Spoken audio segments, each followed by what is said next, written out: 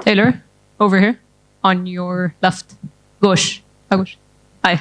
Hi. Welcome back to the UFC. Thank you.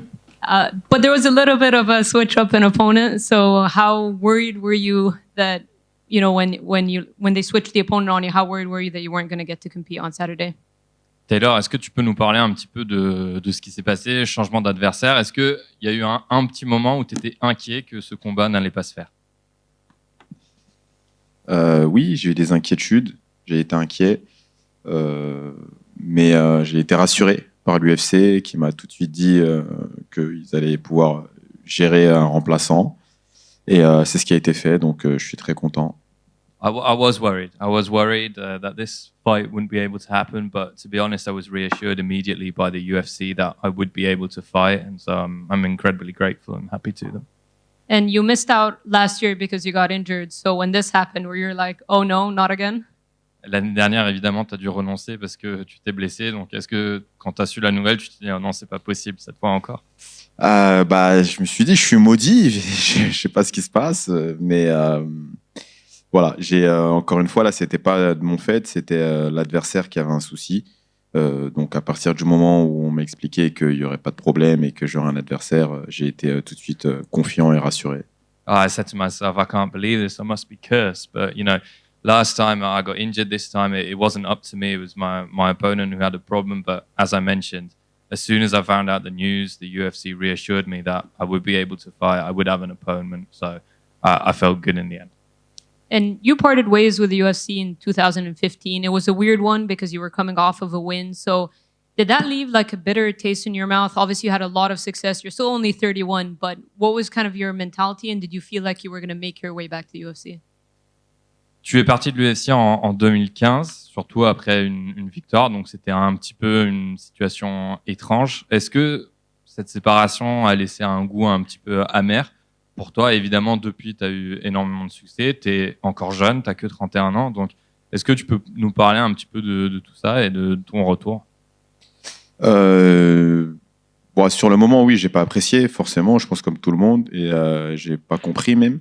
Mais bon, depuis, il y a de l'eau qui a coulé sous les ponts, comme on dit, et je suis passé à autre chose. Dorénavant, je me suis concentré sur la performance, sur le fait de continuer à gagner en dehors de l'octogone, et puis je suis de retour à la maison, donc tout va bien. Absolutely. At the time, I didn't appreciate it at all, if I'm being honest. I didn't understand the decision.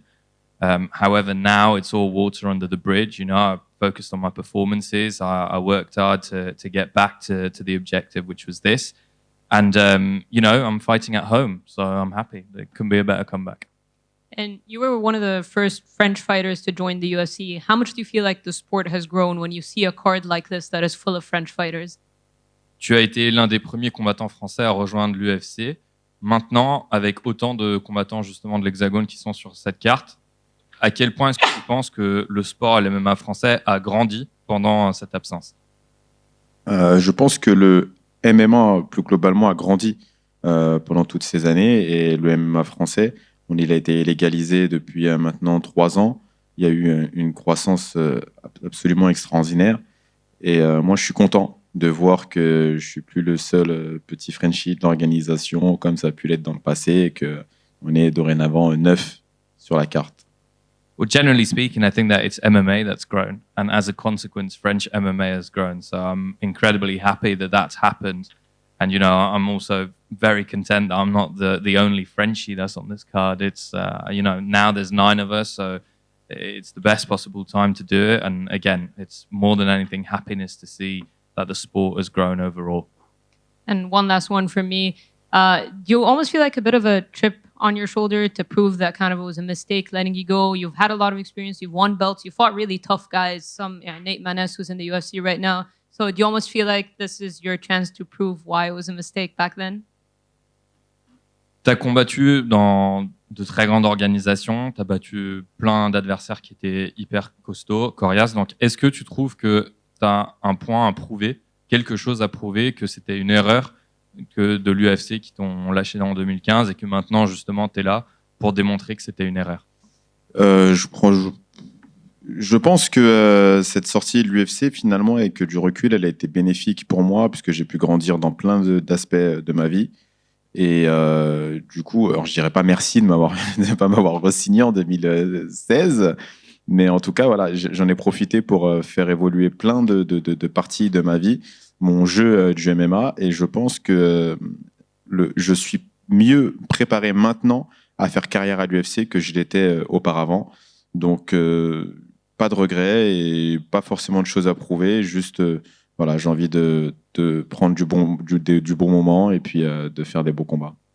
Looking back, I probably feel better now as a UFC fighter than I was at the time. Obviously, I'm not going to say thank you to the UFC to not re-signing me back in 2016, but what I would say is it gave me ample opportunity to work on my skills to become a more complete MMA fighter. And now that I'm here, I have nothing to prove really. I have certainly no regrets. So what's up to me is just to put in the best performance that I can. Merci.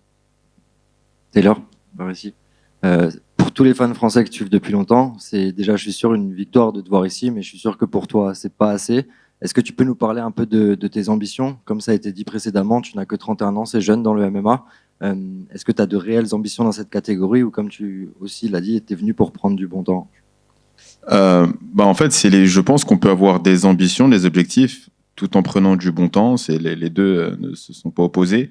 Et effectivement, je suis encore jeune, je suis en pleine santé, je viens seulement de revenir à l'UFC. Je pense que tous les objectifs des combattants quand ils signent dans une nouvelle organisation sont les mêmes, que ce soit l'UFC ou ailleurs, c'est de devenir champion de l'organisation. C'est pas à l'ordre du jour, soyons réalistes.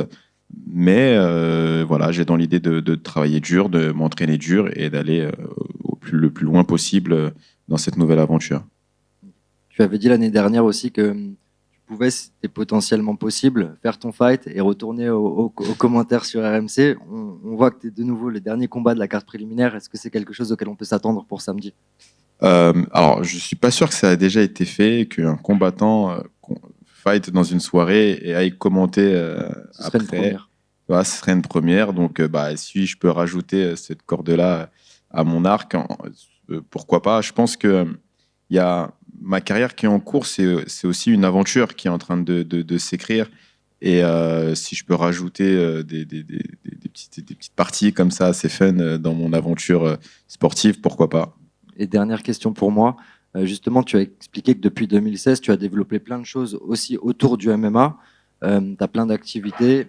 Est-ce que tu vas mettre un peu tout ça de côté maintenant que tu as re-signé ou bien tu as assez équilibré les choses pour pouvoir tout gérer en même temps? Alors, il y a une partie qui a été équilibrée, il y a une partie que je vais modérer, mais quoi qu'il arrive, je vais continuer à faire exactement les mêmes choses puisque je pense que ça n'a pas trop mal réussi jusque-là. Et je pense que je resterai dans la même lignée que ce que j'ai pu faire auparavant. Merci beaucoup. Merci. Taylor, bon, justement, on l'a dit, il y a certaines personnes qui ont pu te découvrir en tant que consultant, commentateur MMA et qui ont pu rater ton passage à l'UFC justement avant la légalisation. Comment est-ce qu'en tant que commentateur, tu décrirais finalement Taylor Lapillus en tant que combattant pour ceux qui ne l'ont pas encore vu à l'UFC justement? Je suis assez mauvais pour parler de moi-même, donc et pour te dire, ça me met même mal à l'aise quand on dit des choses bien à mon sujet et que je suis présent. Donc du coup, je suis pas le meilleur client pour ça, pour me vanter, mais je pense que je suis un combattant qui est plutôt stratégique, qui est bon dans la tactique et surtout dans l'adaptabilité au fur et à mesure du combat. Et voilà, je pense que j'ai une boxe plutôt bien et je suis globalement complet. Donc voilà ce que je pourrais dire, les grandes lignes de Taylor Lapillus, si je devais décrire.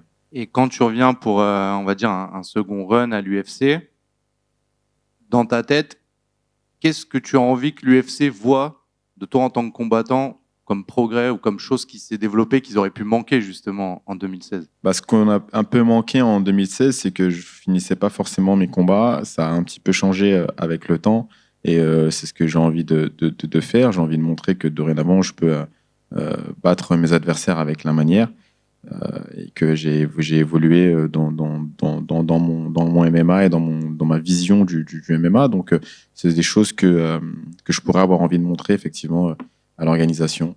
Et dernière question du chat, est-ce que le fait d'avoir commenté justement toute cette organisation et plus d'une centaine et centaines de combats, ça t'a aidé justement dans ta lecture de certains adversaires, de certaines oppositions. Totalement. C'est un petit peu comme quand on dit que le coaching vous aide à devenir un meilleur combattant.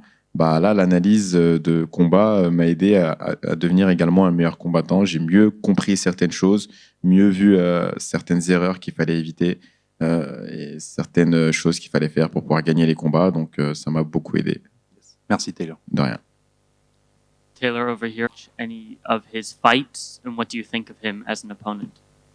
Est-ce que tu as eu l'occasion de regarder un petit peu les vidéos de Ken Loughran, ton nouveau adversaire, et qu'est-ce que tu en penses? Oui, j'ai regardé. Bah, quand j'ai su que j'allais l'affronter, on a tout de suite regardé les vidéos. Ce que j'en pense, c'est qu'il est plutôt bien. Alors, ce qu'il faut savoir, c'est que j'ai déjà commenté un de ses combats. Voilà, donc notamment le combat où il est devenu champion du Cage Warrior. Je l'ai vu, je l'ai commenté, donc je le découvrais pas vraiment. Et puis bah, je l'ai analysé, je le trouve plutôt bon, c'est-à-dire qu'il est bien, il est réactif, il a un bon striking, plutôt puissant, il a des bonnes mains. Donc voilà, et puis en lutte aussi, il a une lutte pas mal, il vient d'un bon gym, le KO Bones, il s'entraîne très bien là-bas. Donc je pense que je vais avoir de l'adversité samedi soir.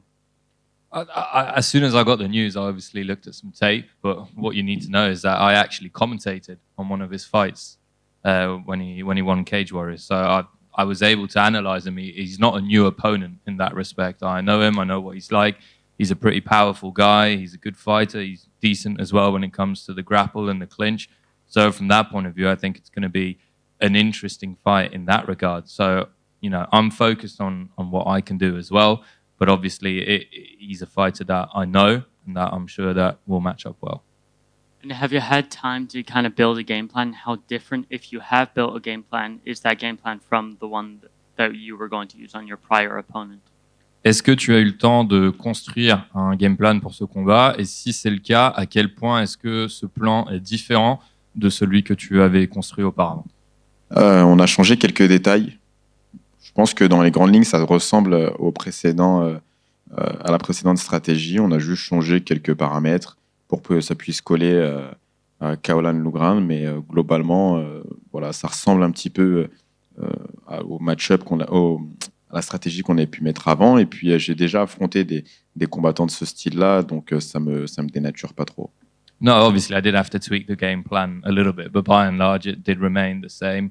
I think my preparation had been good regardless, and so what I had applied during camp, I applied to this fight. I've fought against these sort of fighters before, against guys like Ken, so at the end of the day it was more or less the same, and the focus was on me. Thank you. Taylor,